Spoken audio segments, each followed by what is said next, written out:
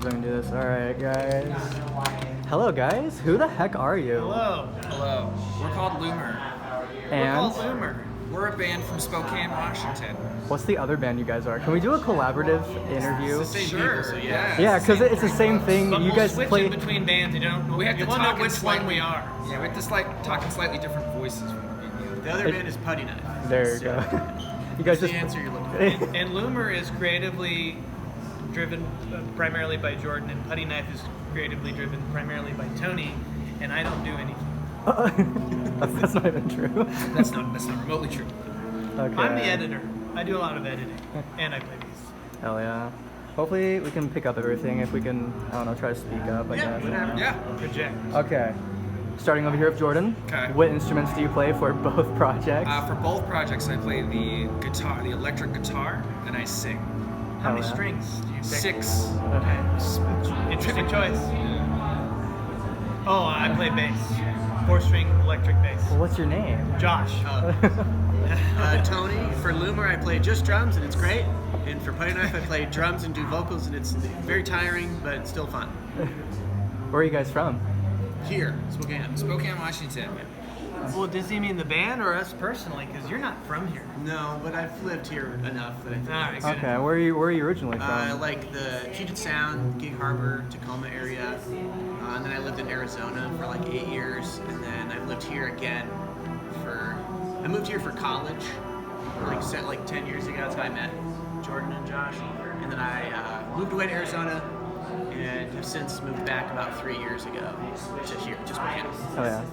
So you've been here for, sorry, I completely lost I know, I that. kind of went all over the place. I've been here for 3 years. Okay. Prior to that, Arizona for 8 years. Prior to that, Spokane for like Make sure you get this 3 or right, 'cause 4 it's years. important to the story. Yeah, and then before that, I lived in the Puget Sound. This is crucial, band. It's really not important. No, it is. There's an entire song about it. Yeah, There's a an song entire about me song. moving away. Yeah, but Yeah. that's part of it. You know. You two have been here in Spokane primarily. I've never lived anywhere else. I was born here. I've lived in Brownsville for a decade.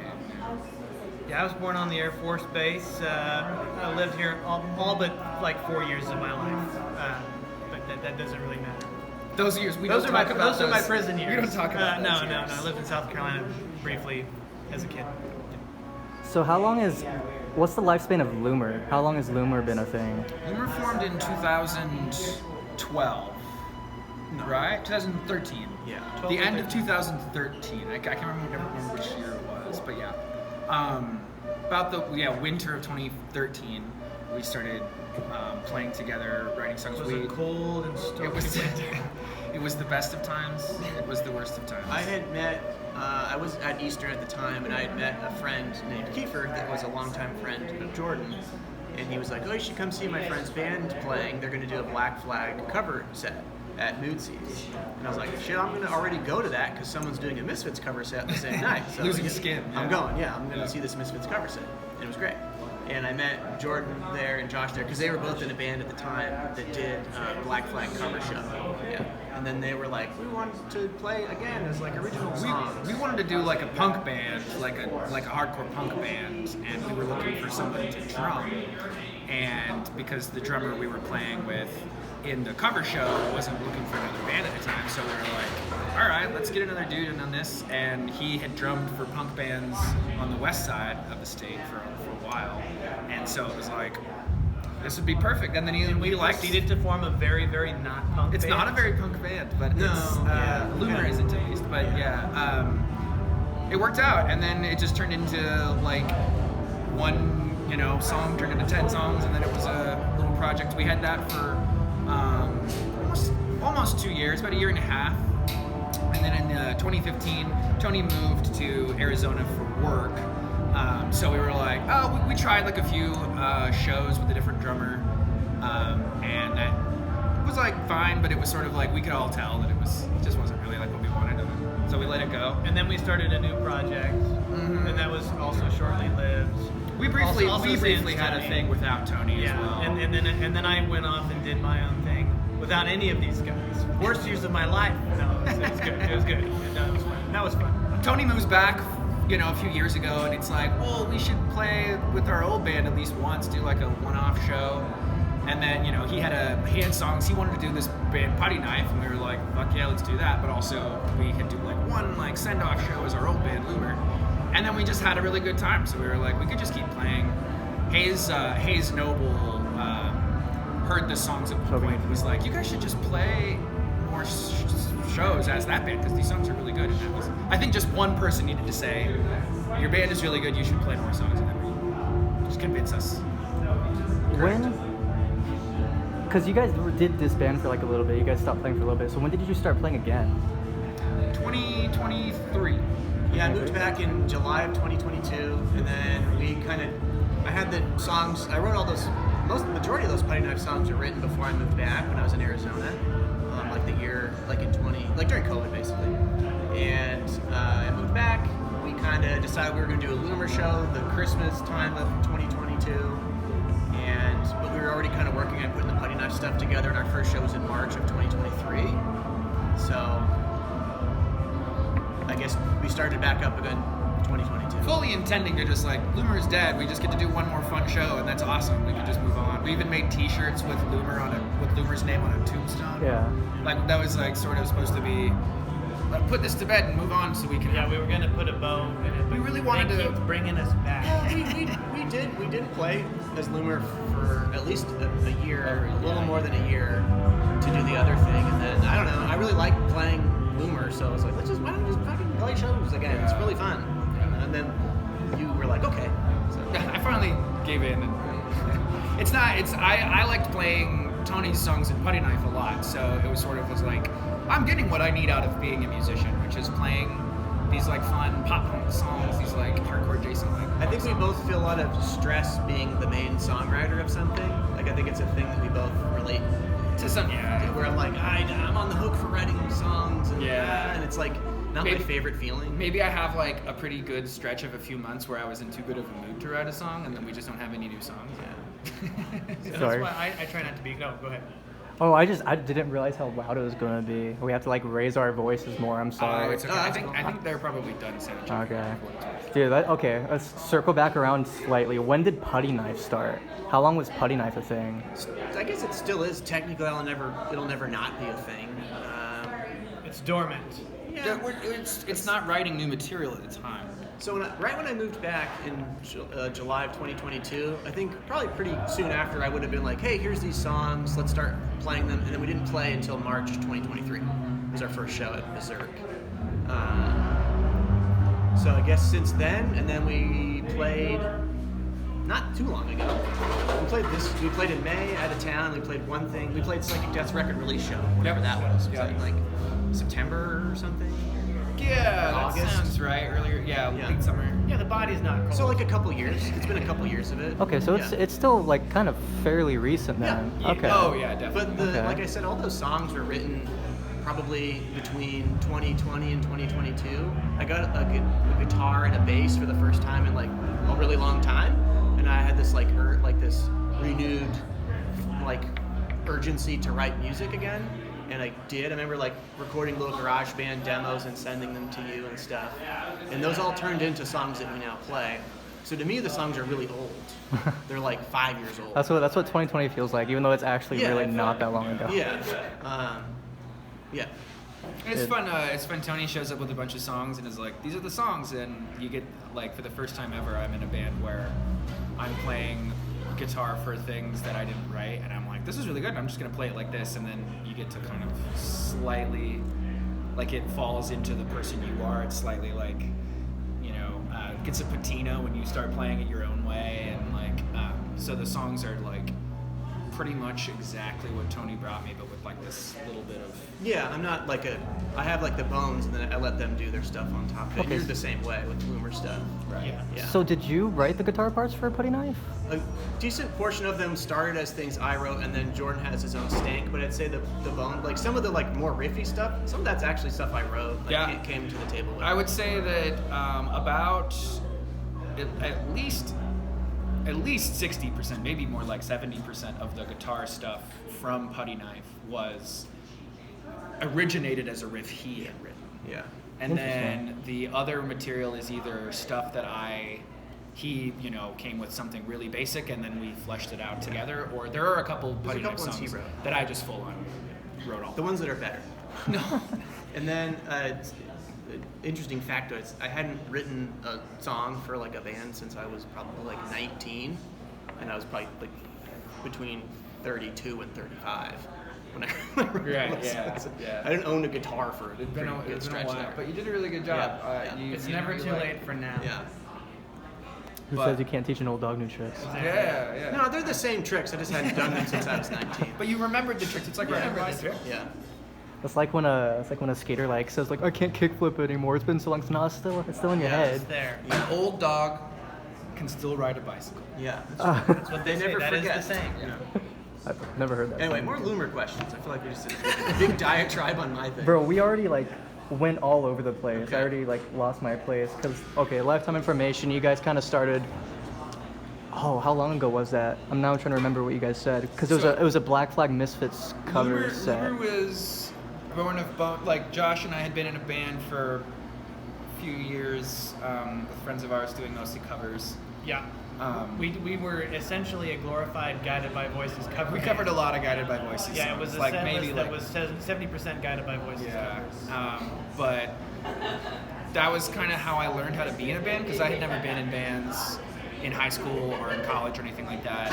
So I started playing music when I was 22. I think that's when that started, and so kind of good experience for me to learn how to write songs maybe, and then we that project split up, and then him and I just really liked playing together still, so that's why we were trying. We played that Black Flag cover show as a way to like find people to play music with. It was pretty good, as a cover set goes, from what I remember. It was pretty good. And that's how you met these guys was from that. That was the cover first show? night I met them. Would have been that show.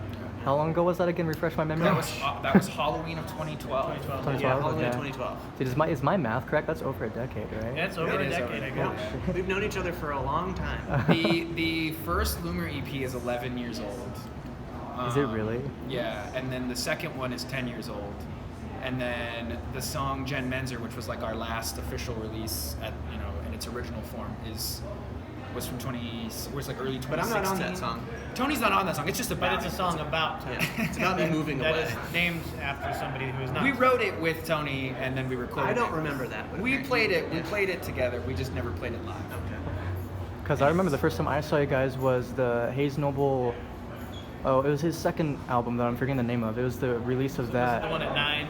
Yeah, it was the one at 9. That's the first time I saw you that was guys. the second show that we had played since we got back together. We're like, we're playing one more show, last show. And that was like a fast, like just baby bar crowd, like type, like it was December of 2022. Yeah, it was very much just like For fun. kind of born of just a random thought that like, oh, Tony's here now, we can do this. Very cute. And that was really fun. And then I think Hayes' interest, and Everett also is very kind about our band. He always says very nice things. His interest sort of was like the little kickstart I think we needed to entertain the idea of playing that band again more consistently. Yeah, that 9 show would have been like June 2024.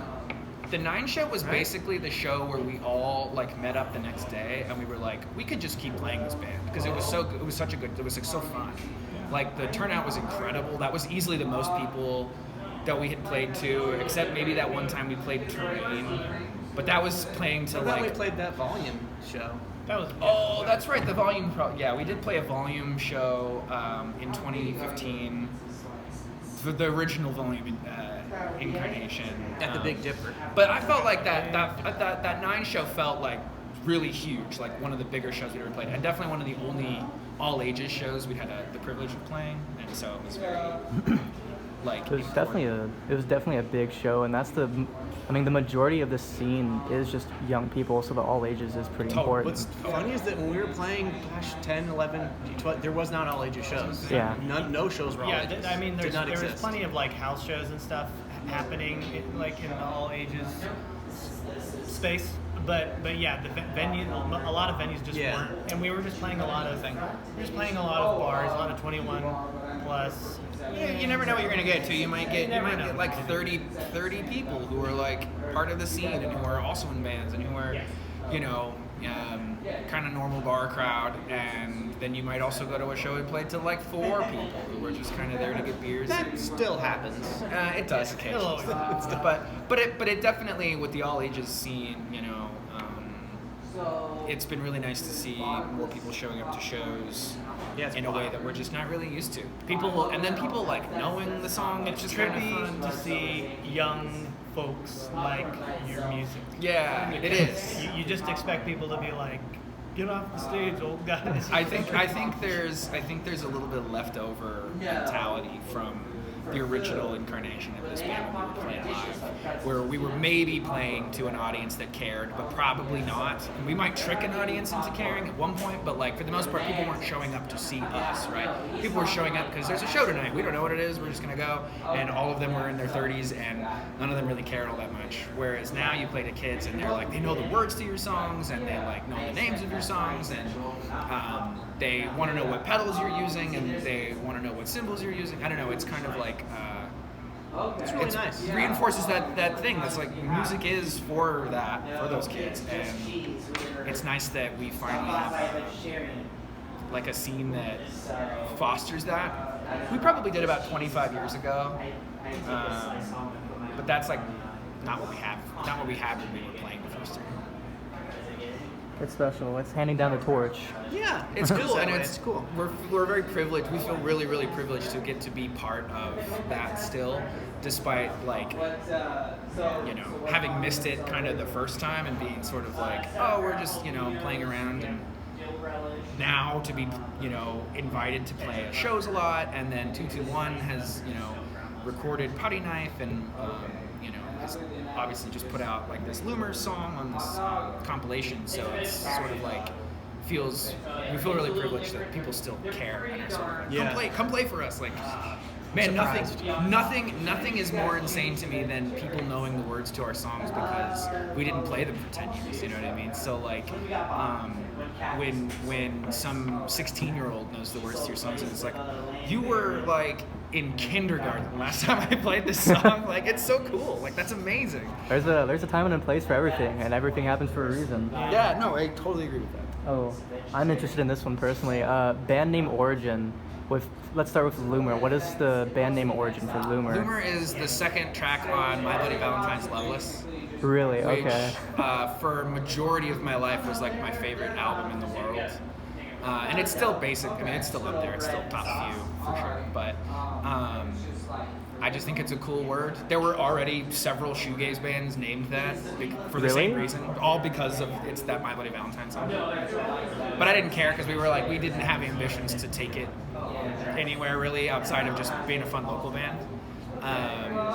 So yeah, we don't sound like My Bloody Valentine for what it's worth, like almost at all. But I do really love them, and I just thought that's a cool word. It's also a very pretty, melancholy song, which is kind of my vibe. I totally thought it was like, because I always thought of like the single word kind of indie kind of scene of the 90s, like a duster, calm. It's absolutely. I think aesthetically, it fitting into that served me well because those are bands I really like. Yeah. And Tony, but like I'm sure Josh does. Josh, you a Duster fan? They're okay. No, I think I like a lot of 90s and early 2000s guitar emo stuff, like The Promise Ring and Cap Jazz. Duster kind of counts to some degree, and I think aesthetically it was cool, like it made sense, even though the reference is not to a band that we really sound a lot like. We originally had talked about, like, there was a point where we wanted to be called maybe Typical Girls, which is a song by The Slits, which was one of my favorite songs in the world. And that didn't stick. I think that was sort of like maybe a little too ironic, maybe. Also, like, one of the like premier feminist punk bands ever, like a bunch of white dudes naming their band after that maybe wasn't the like most cool thing. But other than that, I think Loomer was just sort of like slapped a name on it, and that was it. What about Puddy Knife? What inspired that name? Puddy Knife, this one's funny. I'm really bad at spelling. So a Putty, a putty knife is a tool that you use to put like putty on things. And I thought for a while that it was spelled with D's, I'm terrible at spelling. I never correct myself. And I was like, that's cool. That's named after that character from Seinfeld. I love Seinfeld a lot. There's a character named David Puddy on Seinfeld. And I was like, oh, I like that. That's fun. That's weird. His name is named after this tool. And then I later realized, like, oh no, it's spelled differently. I was like, oh, well, I still like how Puddy Knife sounds. David Puddy is spelled with D's. With D's, right? yes. Yeah. And I like how the word sounds. So I was like, oh, I'll just spell it with D's because then it's easy to search because it's misspelled. I feel like misspelling something is very, very me. Like it seems like just something I would... very intentionally, obviously misspelling something. Yeah. And I just thought it sounded cool. I don't know. That's pretty, like... But it's fun because it characterizes me. Every time you see a logo, you can think the top half of the logo where it says Puddy is a reference to Puddy from Seinfeld. Yeah, and me misspelling things. All right. Individual inspiration. So, Tony, when did you start playing drums, and what inspired you to start playing drums? I started playing drums in high school when I was a sophomore. Or no, a freshman, because I was going to be in a Misfits cover band, and they needed someone to play drums, and I was like, well, I'll do it. So that's why I learned how to play drums doing Misfits covers. Yeah. So how long ago was that? Let's keep the. I graduated high school in 2007. So gosh, what is it, like 2004? But I'd been playing guitar. My first band was when I was in like 7th grade. And this is a long time. I played guitar. 2003, I would have been 2. Yeah, that's when I'm an older feller. I'm 37 years old. And I played guitar in high school in a couple bands. And then no one plays drums. No one plays drums. Yeah, so necessity is always the mother of invention. So once I learned, it was like, that's it. I guess I just fucking play drums forever now. And I was in a bunch of hardcore bands later on in high school and after high school, playing drums, because again, no one plays drums. And there's in a couple things I played guitar in during that time period of like between 16 years old and like 20-something, 21 years old. Yeah, that's generally it. For the lyric and vocal style of Puddy Knife, what inspires that? What inspires your writing process? Whatever I can reasonably get out while I'm still trying to play drums is sort of, it's like built out of necessity. So like it's very few words and very succinct and never full sentences because I don't have the breath to be able to do that. So it's kind of built around like breathing, to be honest with you. Yeah, because like I'm like, it's quite complicated and it's faster. Take a breath, so it's blurt out a phrase. Yeah, pretty much. So like I can't really do notes or anything really. Here and there I kind of hit a little bit of a note, but it's kind of out of necessity. And then I don't know, screaming is cool. It just I like it. It sounds good. I thought it was a weird mashup of like, oh, it's like this pop punk thing, and then there's a guy like screaming over it for some reason. It totally gives me just like kind of just classic hardcore punk vibes. I love it. Yeah, that's my background. A little bit of kind of garage punk too. Yeah, I could see that. Yeah. So, Sir Josh, when did you start playing bass, and how long? And what inspired it? Sorry. So, I started playing bass because my best friend started playing guitar, and then my brother started playing guitar, and I'm like, I want to play guitar, and my brother's like, you can't play guitar, I'm playing guitar. So I'm like, oh, and then my best friend who's like, hey, check this out. And he like plays a song, and he's like, you hear that? I think it was Stained, actually. I think it was like Mud Shovel. That rules. He's like, you hear that? He's like, that's bass. That's I'm like, bass. that's bass, brother. I'm like, cool. So I was like 13. So I've been playing bass since I was 13, which would be 24 years. 24 years. And I think I've gone through a very typical bass player arc, which included a Flea obsession. I was definitely obsessed with Flea. I am more than proficient at slap bass for someone who never ever uses it. I went through a 5-string bass phase. Yes, I did. Really? I didn't know that. Yeah. I mean, we're all learning things about each other. No, I sold it. But I mean, like, you know, Fieldy from Korn, you know, it made everybody get a 5-string bass, man. But yeah, playing wise, I mean, I'm all over the place, inspiration wise, but obviously I was really big into Flea for a while. Not like you could tell in my playing at all. Oh, I can tell. I went through a Tool. I went through a Tool phase. Also, probably can't tell that in my playing. Always was really inspired by Carlos D from Interpol, their original bass player. Andy Rourke from the Smiths. Yes, Andy Rourke. Huge influence on me. Not really a band that did much, but Yuck, their bass player Mariko Doi, I thought like she wrote like the coolest bass lines. So those, I think them's are some of my influences. That sounds yeah, about right. yeah. But I'd say most of it it's just it's from the good, Just kind of go from the good on that. Jordan, when did you start playing guitar, and what inspired you to play guitar? Did I start playing guitar? I think I was 12 or 13. I got a like Costco Yamaha Strat thing that came with a little Yamaha like 8-inch combo, 10-watt amp. little 10-watt combo amp, and that would have been like my first experience ever holding a guitar, and then it was all just like I don't know, hitting it with my hand a lot and figuring out like I don't know, I didn't take lessons, and I never took any proper lessons or anything like that, but kind of like took me about 5 years to ever make things that sounded like real sound out of it, but it was sort of that thing that like it's very classic like movie teenager thing where like in the background there is a guitar and a combo amp and maybe he picks it up, we don't know if they actually play the thing, and that was me. It's like I wasn't in bands, I'm writing songs regularly, but I would pick up a thing and occasionally learn like some System of a Down or Deftones song or something, and then call it good. And it wasn't until I knew how to play chop suey in high school for sure, and that was the extent of it. I never had like an actual band because I didn't have any people around me to also play music with, and I probably at that point there's no way I would have had confidence in my ability to write a song. So. But yeah, and then it just kind of kept going from there, and then eventually I got to play music with Josh in that cover band I had talked about, and then that was sort of like how I learned how to be in a band, and that was in my early 20s. So. What inspired you to get the guitar in the first place? Kurt Cobain. I mean, that's valid. Yeah, I basically thought Kurt Cobain was the coolest person in the world, and I, to some degree, still think that, but like.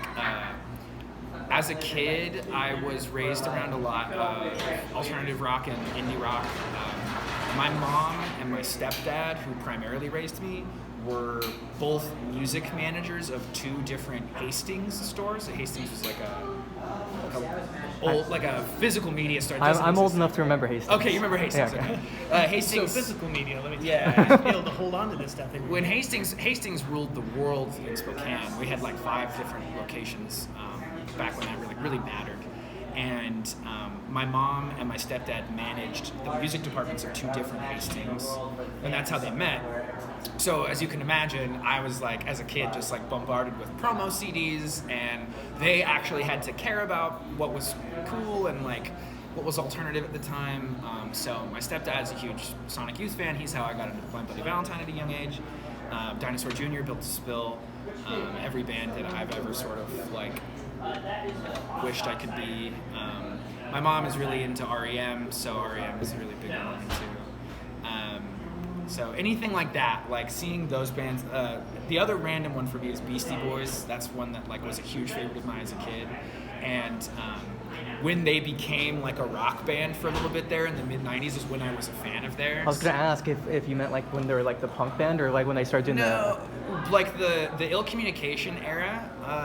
That's the first CD I ever owned, was a clean promo copy of Ill Communication that I was given from my stepdad because Sabotage was my favorite song. I didn't know what any of the words meant or like. It's a guitar-based song. But it's a guitar song, right? It's a rock song. And I saw them as a rock band at the time. It wasn't until I was like 9 or 10, like a few years later, when I would have realized like, oh, they're known for like being like party boy, hip hop stars, and then So I think like wanting to be Sabotage, the song Sabotage was like, that was huge for me. I love the Aglioli record though. Me too. It's really good. Like Yeah. random hardcore punk record they did. And the hardcore stuff on their records every once in a while. is Yeah, really because good. did they always like end their sets by doing like one cover, like one punk cover? I thought. I've never seen it. Sounds but right. Probably. Yeah, I never had a chance to see him. So when did you start like getting kind of like into like punk? Because you did the what was it, Black Flag or Misfits cover set? Punk would have probably happened relatively late for me. I like Black Flag because as much as I think Greg Ginn is like a total douchebag, he's like really inspired by like jazz guitar and like John McLaughlin like electric jazz guitar.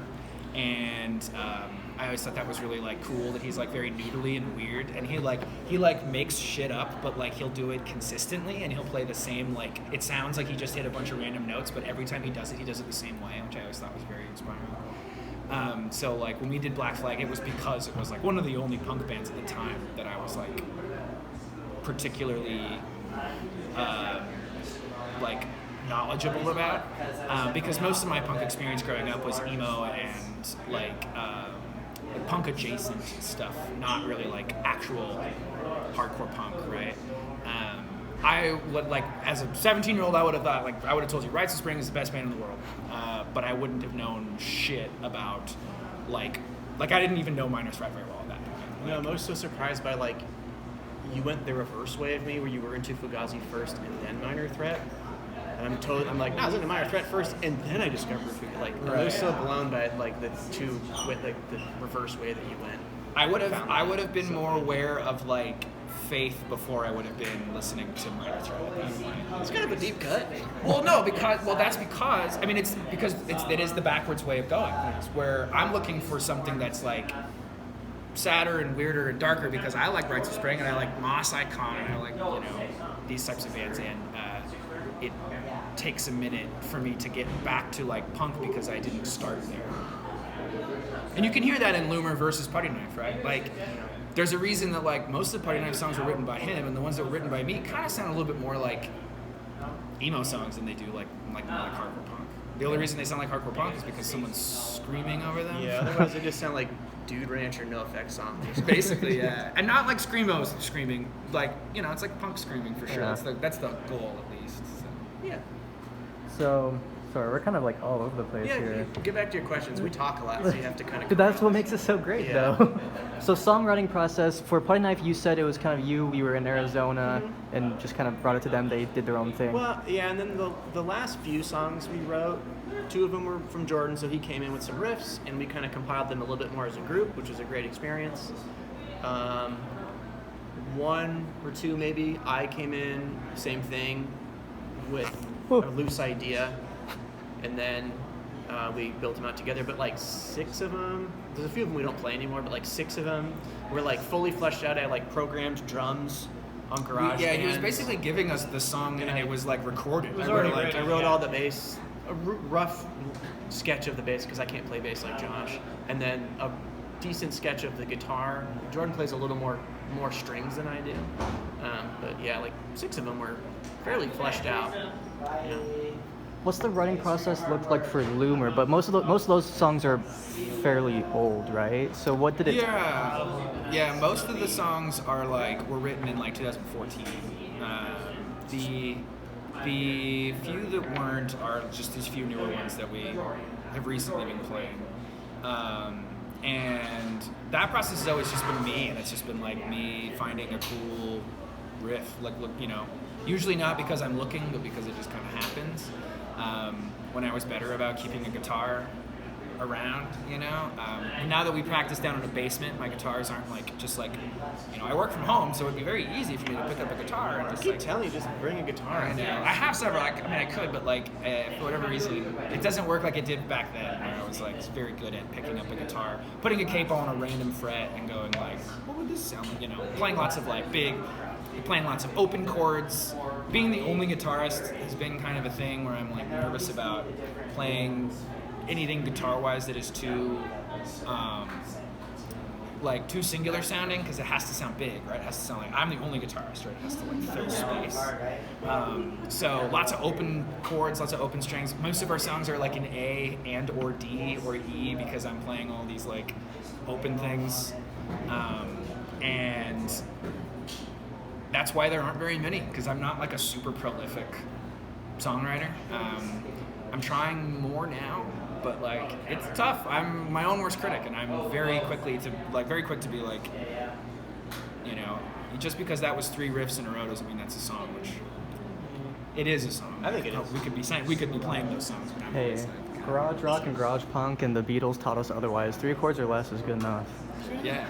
No, I definitely agree. Misfit songs. And the last few songs we've written, the last couple we wrote in the most recent version of the band, like the last year or so, and those have been really helpful for me to like get back in that mindset of like, this is a song, we should just play this, you know, and so hopefully more to come on that.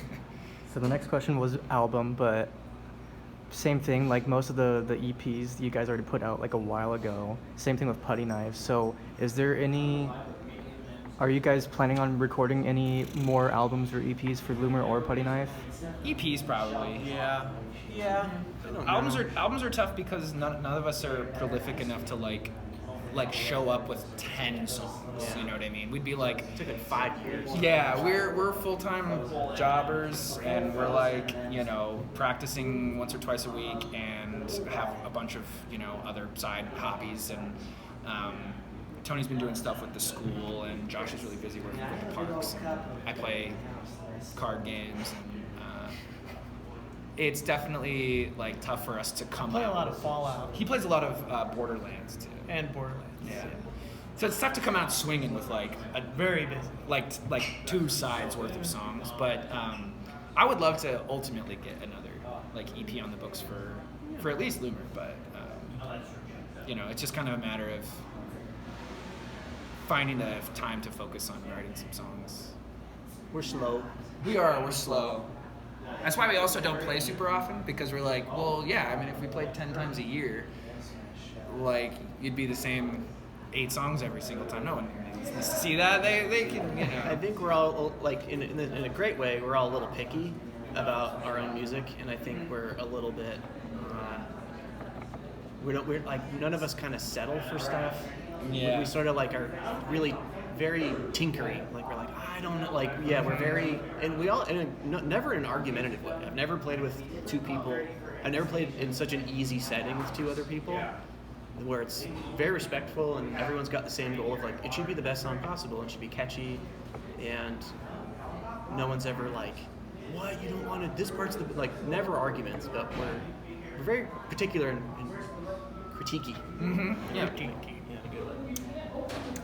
So next question. Opening soon. Fuck. Well, we only got 2 more questions. Okay. Yeah. We'll be quick. We should edit ourselves. we'll be really Yeah, fast. we'll edit ourselves here. No, I'm loving this. This is actually. Are you guys ready for this? This is the longest interview. Oh, I love that. Okay. I like it. I'm not surprised we don't shut up. I used to write for the Inlander for about See, 10 he's already years. talking about shit that you didn't even ask. And that was always my favorite interviews, where I was like, I ask one question, and then it's just like, I goes. haven't spoken in a while, because I know how much it sucks to ask a band a question and be like, we write the lyrics about ourselves, you know, they About don't have any, stuff. yeah, they don't have anything to say, like that. No, I like it. I like it when you guys go off on a tangent, like talk Yeah, about other great. stuff. I Big enjoy time that. Yappers. So next question. I'm pretty sure I've talked to Jordan about it a little bit.